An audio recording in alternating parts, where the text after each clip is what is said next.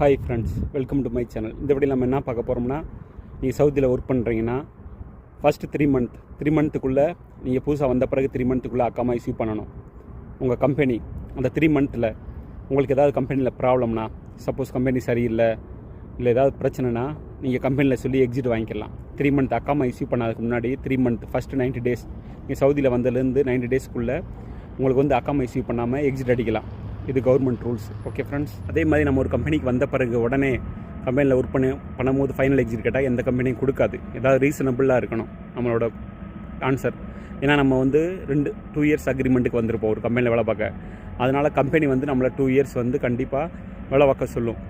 அதாவது நம்மளுக்கு வந்து கம்பெனி ப்ராப்பராக சம்பளம் இல்லை ப்ராப்பராக ஏதாவது ப்ராப்ளம் கம்பெனியில், அந்த மாதிரி கேஸுக்கு மட்டும் நீங்கள் ரெக்வெஸ்ட் பண்ணிங்கன்னா கண்டிப்பாக உங்களுக்கு எக்ஸிட் அடித்து கொடுத்துருவாங்க. ஓகே ஃப்ரெண்ட்ஸ், அதனால் நீங்கள் சவுதிக்கு வந்த பிறகு ஒரு கம்பெனியில் ஜாயின் பண்ணவொடனே உங்களுக்கு தெரியும் கம்பெனி எப்படின்னு. கம்பெனி நல்ல கம்பெனியாக இருந்தால் நோ ப்ராப்ளம், 90 டேஸ்க்குள்ளே உங்களுக்கு அக்காமா இஷ்யூ பண்ணிடுவாங்க. அப்படி இல்லாட்டினா கூட லேட்டானா ஃபைன் கட்டி அக்காமா இஷ்யூ பண்ணிடுவாங்க. சப்போஸ் கம்பெனி சரியில்லை, உங்களுக்கு பிடிக்கலைன்னா உடனே கம்பெனியில் இன்ஃபார்ம் பண்ணுங்கள், எனக்கு எக்ஸிட் வேணும்னா. அவங்க அக்காமா இஷ்யூ பண்ணதுக்கு முன்னாடி உங்களுக்கு எக்ஸிட் அடித்து கொடுத்துடலாம். ஓகே ஃப்ரெண்ட்ஸ், ஏதாவது டவுட்னா கமெண்ட் செக்ஷனில் கேளுங்க, நான் ரிப்ளை பண்ணுறேன். Please support and subscribe my channel. உங்கள் ஃப்ரெண்ட்ஸ்க்கு ஷேர் பண்ணுங்கள். தேங்க்யூ.